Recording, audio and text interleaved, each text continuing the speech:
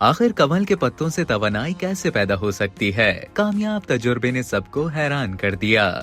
چین کے سائنسدانوں نے ایک ایسی حیرت انگیز پیش رفت کی ہے جس سے دنیا میں توانائی کا مسئلہ ماضی کا قصہ بن سکتا ہے۔ جی ہاں، واقعی چینی سائنسدانوں نے کمل کے پتوں سے توانائی پیدا کرنے میں کامیابی حاصل کی ہے۔ ہائیڈرو وولٹک توانائی کے حصول کے لیے ٹھوس سطح پر پانی کی حرکت پر انحصار کیا جاتا ہے، مگر اس کے لیے مسلسل پانی کی سپلائی کی ضرورت ہوتی ہے۔ تاہم تحقیق میں بتایا گیا کہ پودوں کے پتوں سے قدرتی طور پر خارج ہونے والے بخارات میں بہت زیادہ توانائی چھپی ہوتی ہے، مگر اب تک اس پر زیادہ کام نہیں کیا گیا۔ اس عمل میں پودوں کی جڑوں سے اوپری سرے تک پانی حرکت کرتا ہے اور پتوں یا پھولوں سے بخارات کی شکل میں خارج ہو جاتا ہے۔ چینی سائنسدانوں نے ایک پروٹوٹائپ ڈیوائس تیار کی ہے جو اس عمل سے بجلی بنانے میں کامیاب رہی۔ سائنسدانوں کا کہنا تھا کہ اس حوالے سے مزید تحقیق کی ضرورت ہے، مگر پتوں کے ذریعے بجلی کا حصول ٹیکنالوجی کے ذریعے بڑے پیمانے پر ممکن ہو سکتا ہے۔ یہ ماحول دوست توانائی ہوگی جس کے لیے زیادہ خرچہ بھی نہیں کرنا پڑے گا۔ انہوں نے مزید بتایا کہ جنریٹر جیسی پروٹوٹائپ ڈیوائس کو کسی بھی جگہ جیسے فارم میں استعمال کیا جا سکے گا